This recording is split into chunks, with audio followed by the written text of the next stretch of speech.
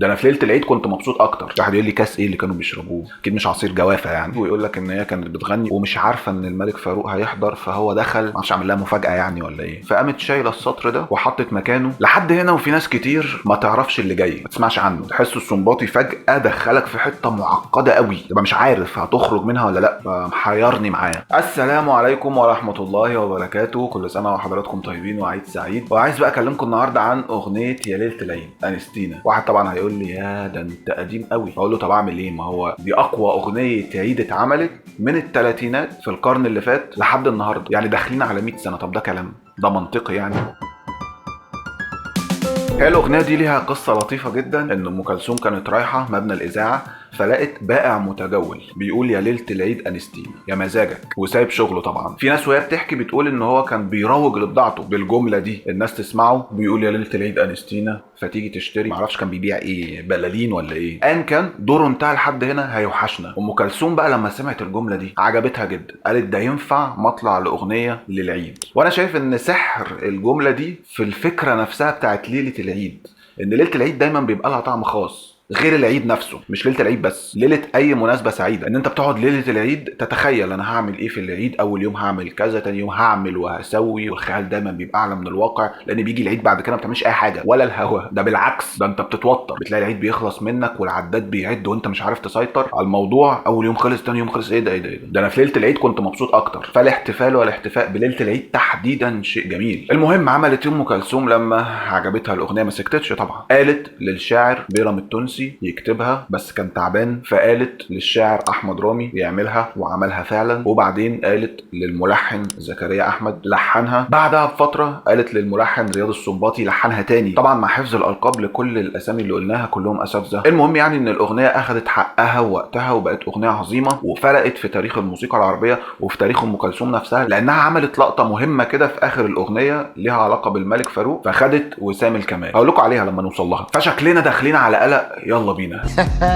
يلا بينا. طبعا في كذا نسخه للاغنيه، انا هتكلم على النسخه الاشهر اللي هي بتتذاع وبتتعرض في كل حته دلوقتي، اللي اول ما بتدخل عليها وتسمعها بتلاحظ مجموعه ملاحظات كده مع بعض. بتلاحظ الصوت نفسه بتاع ام كلثوم في زي صدى معين كده، عارف لما تغني في شقه فاضيه في صدى صوت معين بيبقى زي ريفيرب كده، فعامل روحانيه للموضوع، مخليه لايق قوي انه يبقى عيد ديني. والكورال هو بيرد على ام كلثوم، فده مخلي الفرحه جماعيه كلنا بنغني، فده لايق للعيد. التسقيف رغم انه مش واضح قوي بس مخلي الموضوع مناسب اكتر لفرحه العيد، مع المقام الشرقي اللي احنا بنغني من خلاله اسمه البياتي. وبعيدا عن الاسم يعني فهو المقام الاكثر استخداما من المقامات الشرقيه، نظرا لانه سهل وسلس وممتع. فهو المقام بيبقى فيه حرف شرقي تحت بيبان لما بنقول ليله يا ليله العيد، بص شرقيه قوي، مع فكره الغنى لليله العيد نفسها، مع طبعا اداء ام كلثوم العبقري مش محتاج اتكلم عنه. كل ده بنلاحظه في المذهب، بس مجموعه عوامل في منتهى الخطوره مدخلاك في عز الحاله ومكمله معاك للاخر. حاجه برضو ملحوظه جدا ان ما بين الكوبليهات مفيش فواصل موسيقيه، هو الكورال بيرد على ام كلثوم وبنخش على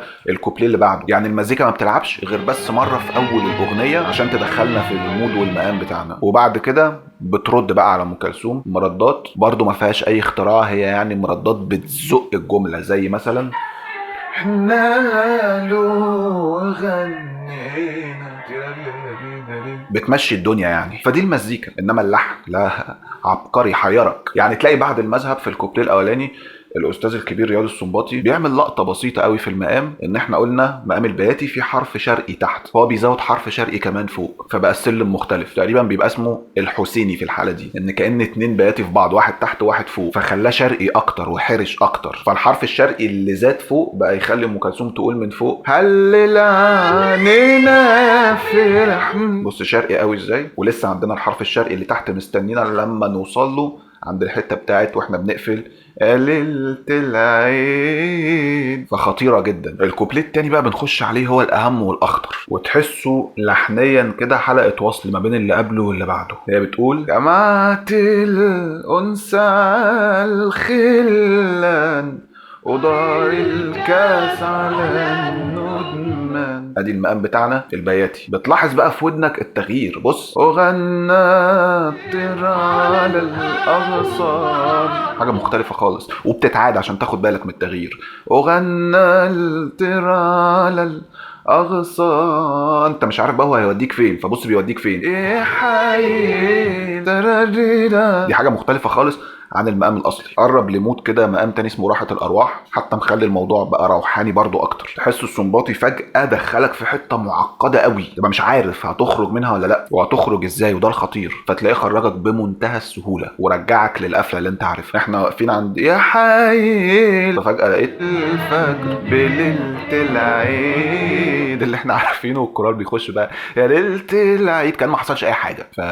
ايه ده بالبساطة دي؟ ما تيجوا نلعب اسئلة سريعة كده، هسألكم اسئله وانتوا جاوبوا. يعني ايه الخلان؟ جمعت الانس على الخلان. الانس اللي هو الونس، الخلان جمع خليل اللي هي صديق. ودار الكاس على الندمان، برضو ندمان جمع نديم اللي هو الصديق او الصاحب ايا كان. واحد يقول لي كاس ايه اللي كانوا بيشربوه؟ اقول له ما اعرفش، بس يعني اكيد مش عصير جوافه يعني. لحد هنا وفي ناس كتير ما تعرفش اللي جاي، ما تسمعش عنه. هم عارفين المذهب والكوبليه الاول والكوبليه الثاني اللي فات ده بالعافيه، رغم ان اللي جاي في منتهى الخطوره، ففرصه نتعرف عليه. الكوبليه الثالث بدا من الحته المعقده اللي احنا قلنا عليها في الكوبليه اللي فات، فاكرينها؟ اللي هي كانت ايه حي الفجر. ففي الكوبليه الثالث حبيبي نفس المود، بس عشان بدانا بيها بقت مقام حجاز. دخلني في المود الشجني اكتر والمود الروحاني. وروحي، بص مره ام كلثوم بتقولها كده وروحي، ومره بص بتقولها ازاي.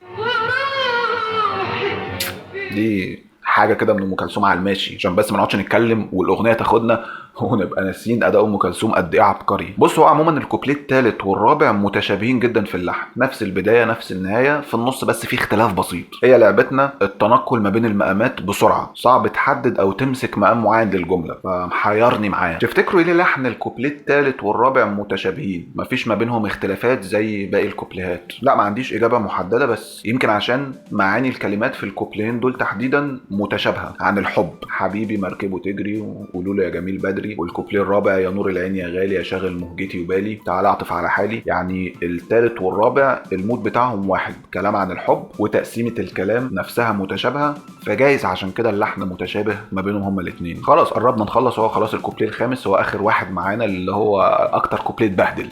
ليه اتبهدل؟ لان اتغير في كلامه بقى اكتر من مره. يعني هي الاغنيه نزلت بشكل رسمي في فيلم اسمه دنانير عام 1939، والنسخه دي من الاغنيه هي اللي بتتعرض لحد دلوقتي بنفس كلماتها. الكوبليه الخامس يعيش هارون يعيش جعفر ونحيي لكم ليالي العيد. بعدها بفتره في الاربعينات ام كلثوم كانت بتغني في حفله حضرها الملك فاروق، فقامت شايله السطر ده وحطت مكانه يعيش فاروق ويتهنى ونحيي له ليالي العيد. فعشان كده اخذت وسام الكمال، طبعا كمال لله وحده بس يعني مش ده المقصود يعني، بس هو الوسام اسمه كده، وبقت صاحبه العصمه. طبعا في ساعات ناس بتبالغ وهي بتحكي القصه دي ويقول لك ان هي كانت بتغني ومش عارفه ان الملك فاروق هيحضر، فهو دخل ما اعرفش عمل لها مفاجاه يعني ولا ايه. والاخطر من ده يقولوا بقى ان هي ما كانتش محضره اصلا الجمله اللي زودتها دي ارتجلتها وهي بتغني. فالمنطقي اكتر ان لا يكون كل ده متحضر له ومعمول حسابه، وايه المشكله يعني؟ الله اعلم. فيمكن ناس كتير ما تعرفش ان هي اغنيه فيها 5 كوبليهات، بس الكوبليهات قصيره، الاغنيه كلها على بعض في رينج ال5 دقائق. أغنية عظيمة في جميع الأحوال، وكل سنة وأنتم طيبين وشكرا.